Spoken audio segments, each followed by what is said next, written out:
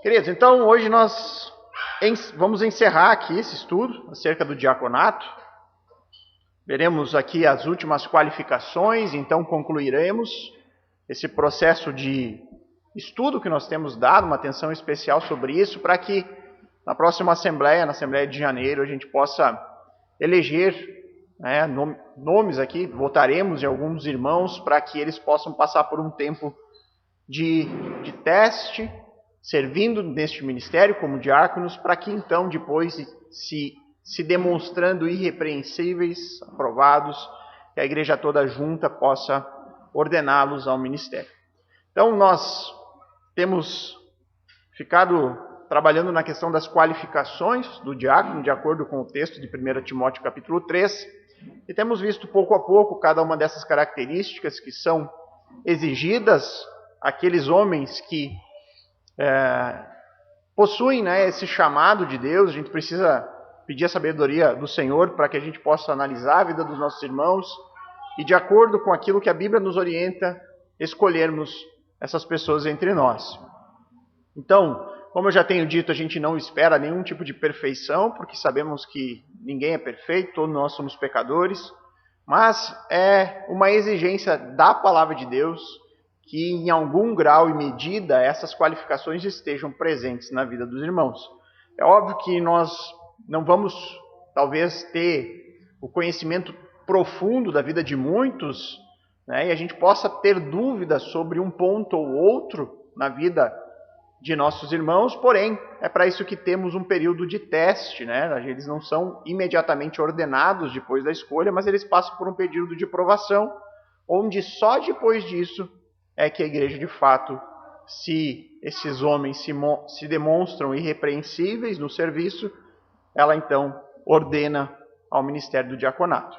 Então eu vou fazer aqui uma recapitulação das qualificações que nós já temos visto, nós vimos nas últimas semanas, e aí então vamos passar para as últimas qualificações presentes no texto. Então, se você já quiser ir procurando o texto bíblico de 1 Timóteo capítulo 3, é aqui que nós vamos ficar hoje. Então nós vamos vendo versículo a versículo, qualificação a qualificação, vamos relembrando, obviamente não vamos nos deter a cada uma dessas que nós já vimos, é para isso que esses estudos eles ficaram gravados e estão disponíveis lá no canal da igreja do YouTube. Você pode, se ficar alguma dúvida, voltar lá e revê-las de acordo com a necessidade. Então no capítulo 3, verso 8 do texto, Paulo começa dizendo assim: do mesmo modo, quanto a diáconos, é necessário que sejam respeitáveis. Então a primeira característica que deve estar presente em algum candidato ao ministério do diaconato é ser respeitável. Aquilo que eu já tenho falado toda semana, é uma qualificação que deveria estar presente na vida de todos os cristãos.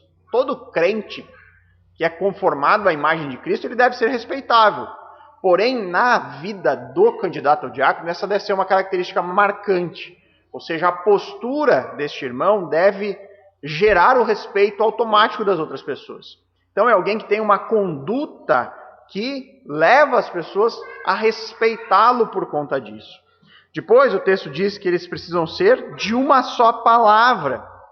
Então nós temos aqui essa qualificação que demonstra que ele precisa ser uma pessoa não difamadora, uma pessoa que não tem, ele não se comporta de uma maneira com alguns e ele é diferente com outras pessoas. Ele é uma pessoa, o mesmo procedimento dele, o mesmo modo de falar, a mesma seriedade que ele demonstra com uns, ele tem que demonstrar com todos. Ou seja, esse irmão ele deve ser na igreja aquilo que ele é em casa, aquilo que ele é no trabalho. Não pode ser pessoas diferentes, com um ânimo dobre, que se comporta de uma forma de um lugar, diante de outras pessoas ele é diferente. Então, com os irmãos da igreja, ele age de uma forma, mas aí quando ele está entre amigos que não são crentes, ele age completamente diferente. Isso não pode acontecer, Nós não podemos ter um diácono com essa característica. Depois o texto vai dizer também que ele não pode ser inclinado a muito vinho, ou seja, ele tem que ser alguém sóbrio, alguém que demonstra na sua vida domínio próprio. Então, se esse irmão tem dificuldade nessa área de ser inclinado a muito vinho, se ele não é capaz de recusar uma bebida alcoólica quando ele está presente de outras pessoas, então ele não consegue dominar a si mesmo. Então ele não é alguém capaz de assumir, ao menos neste momento, o ministério do diácono. Depois o texto diz que ele não pode ser ganancioso, ou seja, ele precisa ser contente com aquilo que Deus tem lhe dado.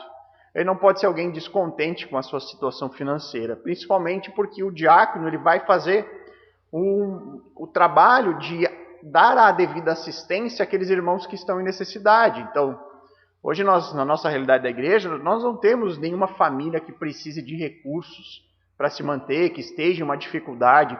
Mas nós vimos agora com a pandemia que isso é bem possível que ocorra de uma hora para outra. De uma hora para outra a gente pode ter irmãos que percam seus empregos e que precisem ser auxiliados por um determinado momento.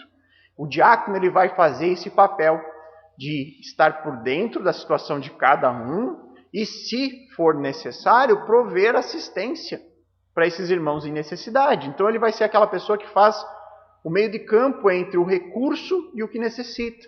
Então você imagina, você tem alguém que é ganancioso, alguém que não é contente com aquilo que Deus tem lhe dado.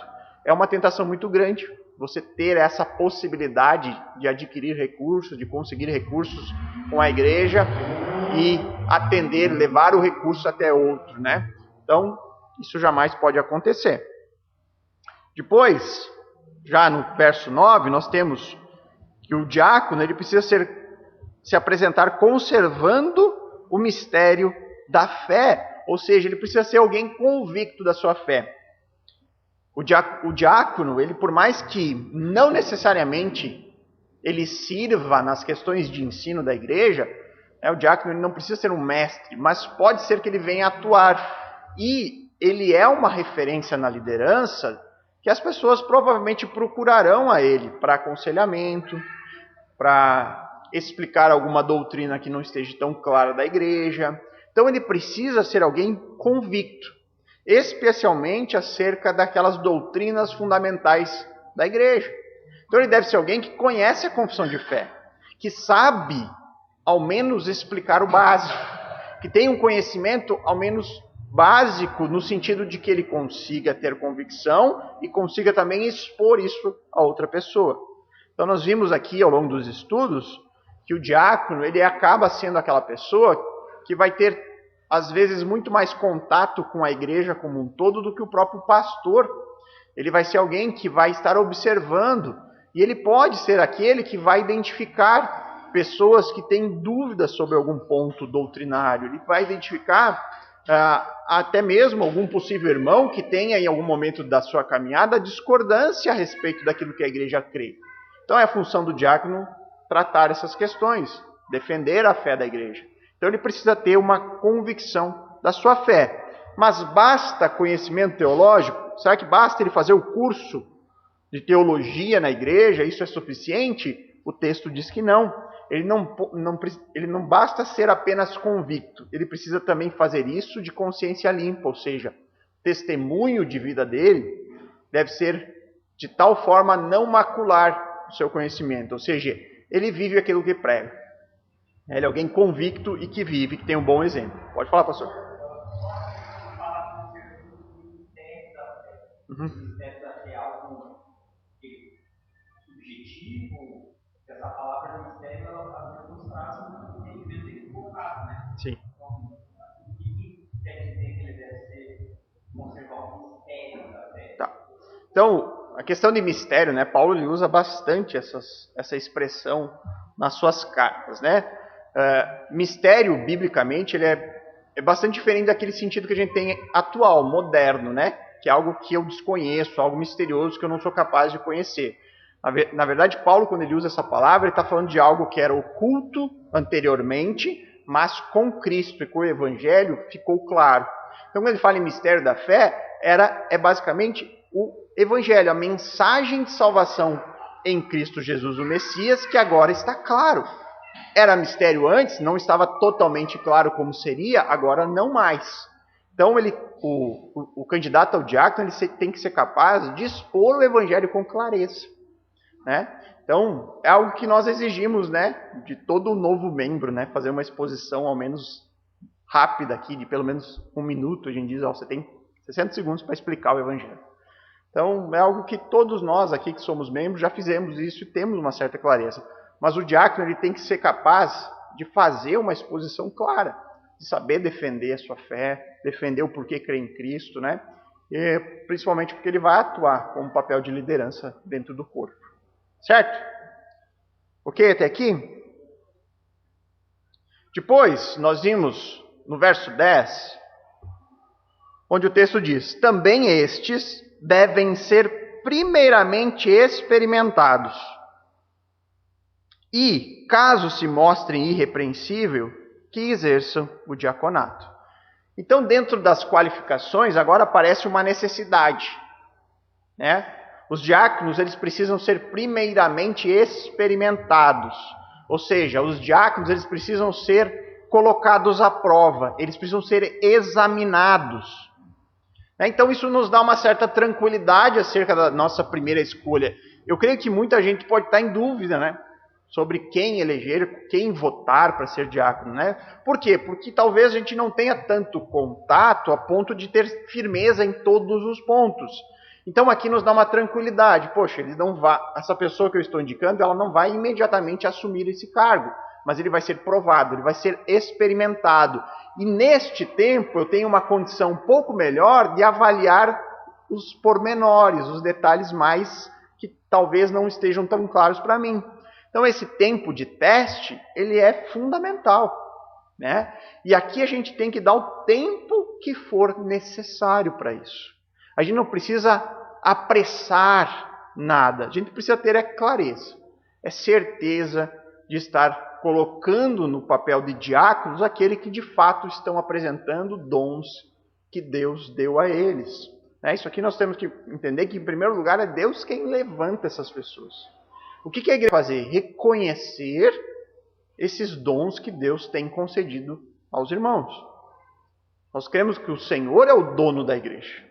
Se Ele nos uniu aqui, nós somos um corpo já com alguma quantidade de membros, e há necessidades agora, neste tempo, né? Eu acho que já até passou um pouco do tempo de nós termos diáconos, mas por conta da pandemia e tudo, a gente não conseguiu fazer os estudos.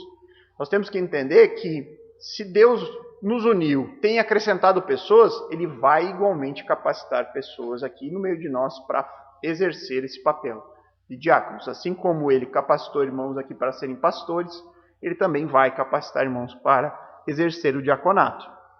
Então esse tempo ele é importantíssimo, é uma observação da igreja e também dos pastores. Os pastores vão estar presentes na vida deles, junto, caminhando em unidade, né, mantendo o contato próximo. E aí, então, depois desse período, se eles se demonstram irrepreensíveis, ou seja, não houve nada neste tempo que abone, né, que desqualifique eles para exercer, então, toda a igreja junto, unidos, reconhece esses homens e aí, então, ordena. Tá? Isso é importante por quê? Porque imagina só, a gente escolhe em janeiro, ordenamos no mesmo dia essas pessoas, mas aí ao longo do ano algo ocorre, o irmão não age como a gente imaginava, e aí parece que a culpa é transferida toda para ele. Ele foi o errado. Assim não, assim a igreja toda está junto. Não é o erro de uma pessoa, é o erro de todos. Se todo mundo aqui chegou à conclusão de que aquele irmão estava capacitado, então eu diria que o menor do erro é dele, né? O erro for de todo mundo, de toda a congregação. Certo? É por isso que também não são os pastores que vão, tá aqui o irmão, esse aqui vai ser o diácono da igreja. Porque depois também algo ocorre, a culpa é do pastor. O pastor escolheu errar. Assim, todos nós, como nós somos uma igreja congregacional, é uma decisão de todo o corpo. Ok? Então aqui nós paramos na semana passada. Hoje nós veremos o restante aqui das qualificações. E aí então encerramos o estudo acerca do diaconato. Então vamos lá para o verso 11. O que diz o texto? Do mesmo modo, quanto a mulheres, é necessário que elas sejam respeitáveis, não maldizentes, moderadas e fiéis em tudo. Queridos, aqui nós chegamos à parte polêmica. Do que o texto trata? São de mulheres que podem ser candidatas ao diaconato? Nós temos aqui 3 posições. O texto, como se apresenta, ele não é tão claro, tá? Ou seja, ele não é claro o suficiente para que haja um consenso. Há várias posições acerca desse texto, tá? Há aqueles que consideram que são, de fato, mulheres sendo ordenadas ao diaconato. Há aqueles que creem que este texto está falando acerca das esposas dos diáconos. Há quem diga que Paulo aqui simplesmente está fazendo uma digressão, algo que é bem comum nos escritos paulinos, ou seja, ele está tratando de um assunto, ele dá uma pausa, ele fala de outro assunto e depois ele retoma o assunto anterior. Isso não é incomum nos escritos paulinos. É, na verdade, bastante comum. Então ele estaria falando dos diáconos até aquele ponto, aí ele para por um instante e fala acerca da conduta das mulheres na igreja, de maneira geral, a maneira como as mulheres devem se comportar na igreja, e depois ele retoma o assunto. É uma possibilidade. E também, qual que é a terceira? Eu acho que eu já falei todas, né? A mulher como diaconisa de fato, a esposa do diácono, a questão da digressão, e a possibilidade também de ele estar tratando aqui de diaconisa não em um sentido de liderança eclesiástica, mas basicamente daquelas mulheres que servem na igreja como nós temos na nossa igreja, mulheres que servem em diversos papéis, mas não como um cargo eclesiástico, tá? Como nós temos, por exemplo, o caso de Febe, lá em Romanos, se não me engano, 16, verso 1 e 2, fala de Febe lá, que ela era uma diaconisa, porque a palavra diácono é serviço. Tá? Em vários momentos na Bíblia, você vai ver essa mesma palavra sendo usada no sentido de alguém que serve, mas não necessariamente como um ofício, como um cargo dentro da igreja. Ok? Então vamos para as possibilidades aqui. O que nós cremos? Duas posições que a gente admite aqui na igreja e que a gente, por não ter um consenso sobre isso, a gente considera como sendo possíveis. Que é o fato de ser de fato uma digressão de Paulo, ele está retomando o assunto, ele para o assunto, começa outro, e aqui ele está falando de mulher de maneira geral, ou então ele está tratando da mulher do diácono. Por que não pode ser de forma alguma o ofício de diaconisa? Por quê? Alguém arrisca?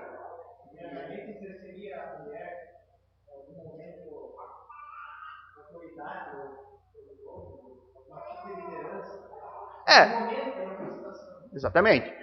Se for o caso de uma mulher no ofício de liderança como diaconisa, então Paulo estaria se contradizendo algo que ele acabou de dizer no capítulo 2, versos 9 a 15. Olha o que ele diz ali.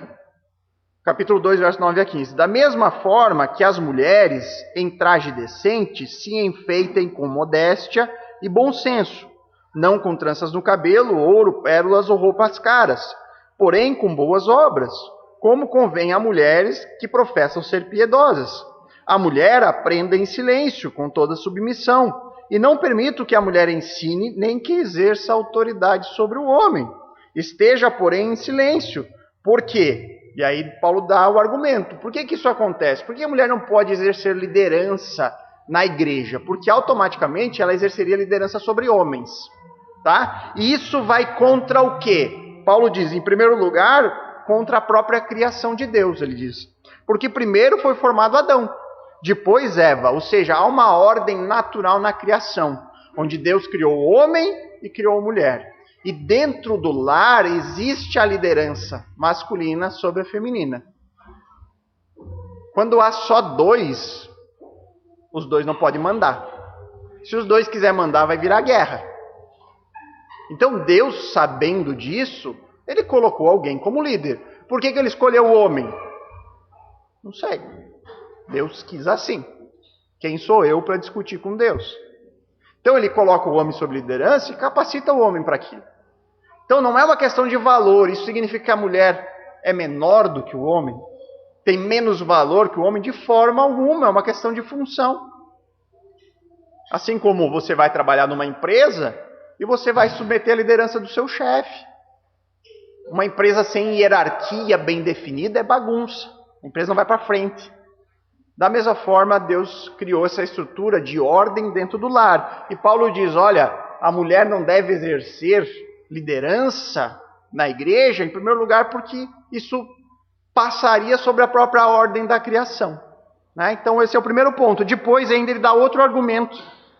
E Adão não foi iludido, mas a mulher, sendo enganada, caiu em transgressão. Ele diz ainda por causa do pecado. Quem foi iludido foi a mulher. Ambos pecaram, mas a mulher foi enganada. Paulo usa esses dois argumentos para dizer que a mulher não pode ter papel de liderança, de autoridade sobre os homens, por causa da criação e por causa da queda. Então não pode ter diaconisa como oficial da igreja, ela pode atuar servindo na igreja, sem problema algum, mas nunca em um cargo de liderança. E ela também não pode ser pastora. Isso não existe biblicamente. Tá? Porque isso vai para o mesmo princípio. Tá? Se sobrepõe à própria ordem da criação de Deus. Ok? Certo? Alguma dúvida? É importante não termos dúvida nisso. O próprio contexto do texto imediato deixa claro no verso 12. Uhum. A gente volta para o texto que ele se relaciona a diácono sendo marido de uma mulher. Paulo quisesse explicitar da esposa, ele faria uma vontade também. Exatamente. Então, não, do 7 lá em Atos, não. Tá? Mas aparecem alguns textos, como eu falei lá em Romanos, algumas diaconisas, mas ali o termo usado, ele é genérico, ele não está falando a um oficial dentro da igreja, mas está falando a alguém que serve, é a mesma palavra para uma coisa e para outra, tá? Então a gente não pode fazer essa confusão. Sendo uma digressão, esse seria apenas uma qualificação desejável para cada mulher crente. Então ele estaria dizendo aqui, se Paulo parou por um instante, está falando da mulher. Então o que ele está dizendo? Que a mulher, ela deve ser respeitável, ela não pode ser maldizente, ela tem que ser moderada e tem que ser fiel. Isso deve ser alvo de todo mundo, de toda mulher crente, né? Então não há problema nenhum se for isso. Mas se a gente inclui aqui o verso 12, parece que Paulo ele tem em mente a família. Parece que o contexto familiar está na mente do apóstolo. Então, se nós tratarmos aqui que isso estava na mente dele, ele está falando sobre a família, então nós temos mais uma qualificação aqui, que é que o diácono precisa ser casado com uma mulher respeitável. Tá? Então nós teríamos aqui, se nós consideramos, se você considera esse texto como se tratando da esposa do diácono, você tem mais uma qualificação a observar. Ele precisa ser casado com uma mulher respeitável. Certo? Aí depois nós vamos para o verso 12. O diácono seja marido de uma só mulher e governe bem os seus filhos e a própria casa. Ou seja, ele precisa liderar bem a sua casa. Marido de uma só mulher, irmãos, muitos estudiosos concordam que isso significa que o homem ele não pode ser alguém que foi divorciado. Tá? Ele precisa ser alguém de um só casamento. Ele não pode ser alguém que se divorciou e casou de novo. Porque diante de Deus, ele tem duas mulheres. Tá? Diante de Deus, o casamento é indissolúvel. Então, alguém que é divorciado e que, por acaso, case de novo, ele não pode exercer papel de liderança na igreja. Ele não pode ser diácono, ele não pode ser pastor. Tá? Isso é uma impossibilidade bíblica para essas pessoas. Além disso, ele vai falar que governe bem os seus filhos e a sua própria casa. Ou seja, ele precisa ser um bom líder no lar. E por que essa é uma exigência quase que lógica do diaconato? Porque ele vai liderar o corpo. Ele vai ser alguém com papel de liderança na igreja. Então, se ele não é capaz de liderar a família, que é um microcosmo da igreja, né? É uma amostrazinha da igreja, ele não é capaz de liderar bem a comunidade. Então, mais um requisito aqui para a gente observar. Observe a família do candidato. Observe como ele é com a sua esposa. a esposa deste candidato, ela tem crescido na fé, o homem tem um papel importante no crescimento da esposa. Ele é alguém que santifica a sua esposa por meio da palavra. Ele lidera bem os seus filhos são tementes ao Senhor, é outra qualificação que você precisa observar. Por quê? Porque vem relacionado a todo o resto. Alguém que é convicto da sua fé, conservando o mistério da fé. Ele é alguém que é um pregador do evangelho na sua casa, né? Ele instrui a sua família. Mais uma qualificação. Ok? Alguma dúvida aqui? Algum acréscimo? Alguma consideração? Então essas são as qualificações. Irmãos, eu não quero que tenha nenhuma dúvida aqui acerca de qualquer um desses pontos. É preciso ter clareza sobre todos eles. Não tendo dúvida, a gente vai para o resultado disso. Posso passar? Então vamos lá. Qual que é o resultado, então? O que acontece quando uma igreja ela observa atentamente essas qualificações, ela tem conhecimento da palavra para tomar uma decisão, e aí então ela chama esses homens de acordo com os mandamentos que Deus nos instruiu. O que vai acontecer? Especialmente aqui, o que vai acontecer com estes homens? Que foram reconhecidos pela igreja como pessoas que Deus tem dado dons para o diaconato. E aí nós vamos para o resultado. Verso 13. Pois os que desempenharem bem o diaconato alcançarão para si mesmo uma posição de honra e muita ousadia na fé em Cristo Jesus. Então vai acontecer o quê? Posição de honra. O que isso significa? Significa que o bom diácono, aquele que foi aprovado e provado, né? Foi aprovado depois de passar por esse período, ele vai se tornar naturalmente, consequentemente, de acordo com os dons que Deus lhe deu, um homem de influência extremamente positiva para a igreja. E por ser um homem de influência positiva para a igreja, ele vai adquirir o respeito da congregação. Então isso é importante, irmão, nós temos consciência para nós valorizarmos esses irmãos que nós chegarmos à conclusão de que Deus os capacitou com esses dons. Nós não podemos esquecer jamais que eles serão levantados, foram já levantados, Deus tem capacitado. É uma obra de Deus neles. E eles são levantados, os diáconos são levantados na igreja para o bem de todos. Então nós temos que valorizar esses irmãos. Não é a ideia de que eles vão ser melhores, a gente já tem falado muito sobre isso aqui. Não há diferença entre nós, irmãos, no sentido de valor. Mas é óbvio que Deus, Ele levanta pessoas para fazer parte da liderança. Nem todo mundo vai ser líder. Na verdade, a menor parcela vai ocupar esse papel de liderança. Mas Deus capacita esses homens com dons para isso. Então a igreja precisa valorizar, precisa respeitar, sabendo que é para o bem de todos, né? Os líderes trabalham para o bem de todos. Ah, é um cargo vitalício? Não. A partir do momento que haja falhas, ele pode perder a condição de diácono. Não é um cargo que ele vai ser para sempre. Vai ser para sempre enquanto os dons estiverem sido evidentes, enquanto eles estiverem desempenhando um bom papel. Assim como um pastor. O pastor não é dono da igreja. O pastor ele é reconhecido pela igreja. A partir do momento que um pastor passe a pregar coisas que não são bíblicas, passe a crer em doutrinas estranhas, é papel da congregação dar um pé nele. Pastor, o senhor é convidado a ser retirado da nossa igreja. Obviamente que depois de todo o processo, né, de exortação, disciplina eclesiástica, como qualquer outro. Isso também pode acontecer com o diácono.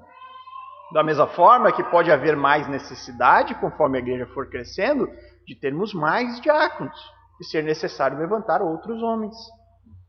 Tá? Então, mas é importante que valorizarmos, respeitá-los, nos alegrarmos. Porque quando nós vemos homens capazes no meio de nós vemos que Deus está agindo no meio de nós. E isso é uma alegria. Deus está cuidando de nós. Deus está levantando homens capazes. Isso é uma grande bênção de Deus para a nossa congregação. Depois ele fala também de ousadia na fé, né? Posição de honra e muita ousadia na fé. O que isso significa? Se Deus levanta esses homens, um diácono que é escolhido primeiramente por Deus, ele consequentemente será capacitado pelo Espírito Santo do Senhor. Ele vai ser um homem de coragem, de confiança, seja para anunciar o Evangelho, seja para manter a unidade da igreja e lutar contra as dificuldades que possam se apresentar. Irmãos, eu tenho certeza, se Deus levantou, Deus capacita. Há anos atrás, talvez eu jamais imaginava que eu poderia ser pastor. Mas em algum momento, Deus levantou e Deus deu dons que eu nunca achei que teria. Da mesma forma, o pastor Adriano, da mesma forma com qualquer um que Deus levanta. Essas pessoas, elas são reconhecidas pela igreja. A igreja observa e vê, você tem os dons, você tem as características para ocupar esse cargo. Nós temos visto na sua vida. E se a igreja vê, é sinal que Deus está trabalhando. Então, certamente, e aqui eu falo especificamente a cada um que possa vir a ser reconhecido como um diácono, que creia nisso. Creia, o Senhor vai me capacitar. Se a igreja está vendo isso na minha vida, é uma alegria. E o Senhor vai me dar tudo aquilo que for necessário para que eu exerça esse ministério. Quem for chamado precisa reconhecer e entender que é Deus quem está chamando. E se Deus está chamando, Ele vai capacitá-los para isso. Basta a gente não atropelar nada.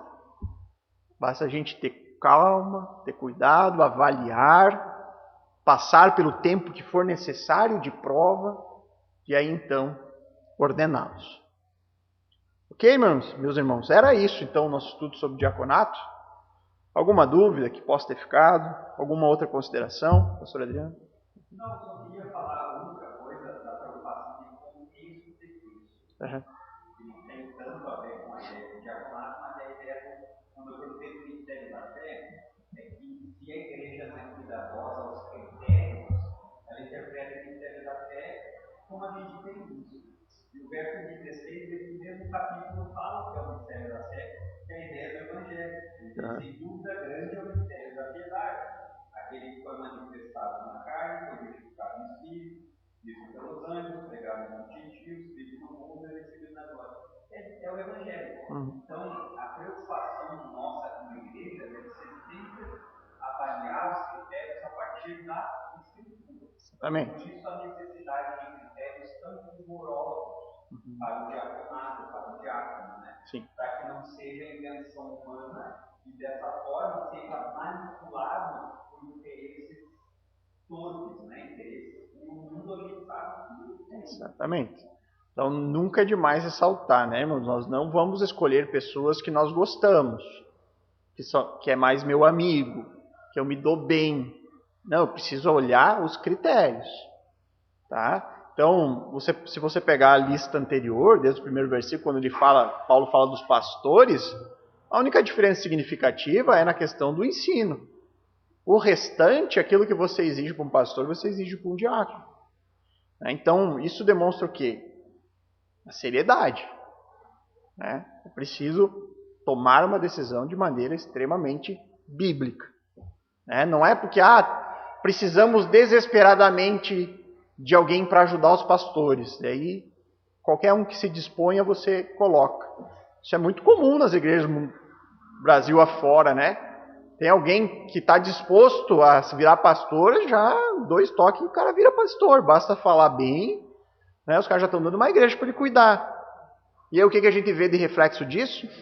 Um monte de gente dentro dessas igrejas que não conhece nada de Bíblia, porque o seu pastor não conhece nada de Bíblia. Então, se nós estamos nomeando homens para cuidar da saúde da igreja, nós vimos as funções que ele pode exercer, né? De promover unidade, de batalhar pela fé e pela doutrina da igreja. Como é que nós vamos colocar pessoas que não têm conhecimento teológico ou que simplesmente são pessoas dispostas. Né? É preciso ter muita seriedade aqui na escolha. Ok, irmãos? Mas eu tenho certeza que Deus vai capacitar todos nós a fazer essa escolha. Pode falar, João? O diaconato, a questão de ser novo na fé, se é um requisito, e se sim, como nós poderia, a questão do diácono, entender que seria novo demais na fé para ser candidato. Então, eu tratei disso, acho que foi na semana passada. Não necessariamente há uma ligação direta acerca de tempo de membresia para a maturidade necessária para exercer. Porém, é aconselhável que haja um tempo. Tá? Por quê? Porque ele precisa ter essa convicção de fé que às vezes não vem em um primeiro momento. Precisa um pouco mais de tempo, um pouco mais de bagagem teológica. Assim como nós nos tornamos maduros por conta da idade, né? Conforme os anos passam, nós vamos amadurecendo, com a fé não é muito diferente. Há um tempo necessário, né? Então, não há um critério objetivo, tanto tempo no mínimo, mas é algo que precisa ser considerado. Alguém que acabou de ser recebido como membro, talvez não seja uma decisão sábia. Por quê? Porque você não teve nem tempo de analisar direito a vida mais íntima da pessoa. É preciso de um tempo para conhecimento e ele também para amadurecer nas suas convicções doutrinárias. Né? Não é uma resposta direta objetiva porque não tem para dar, né? Mas é aconselhável que não sejam novos na fé. Tá? O verso 6 fala sobre isso, né? O verso 6 fala sobre não ser recém-convertido, para não ser facilmente enganado na caminhada. Isso aí. Ok? Então encerramos aqui os estudos do diácono. Se for necessário, reveja esses estudos que vão estar disponíveis na internet. E, irmãos, eu convido fortemente vocês a estarem aqui a partir da próxima semana. O que nós vamos começar na próxima semana? Nós vamos fazer um estudo acerca de toda a nossa confissão de fé. Nós vamos trabalhar a confissão de fé da igreja. Nós temos uma nova confissão que nós colocamos no caderno de membros esse ano. Essa confissão já passou por uma revisão. Esse ano eu já revisei ela, já acertei textos, base bíblica, alterei alguns pontos. Então, nós vamos, a partir da próxima semana, começar desde o primeiro ponto da confissão e vamos analisar toda ela juntos. Tá? Então, é quase o curso de doutrinas fundamentais. Não é bem o doutrina fundamental, porque ele vai retornar depois disso, mas basicamente é isso. E como nós vamos também, na próxima assembleia, votar essa nova confissão, é importante que a gente veja ela toda juntos. Ok? Deus abençoe a todos. Até domingo, se Deus quiser.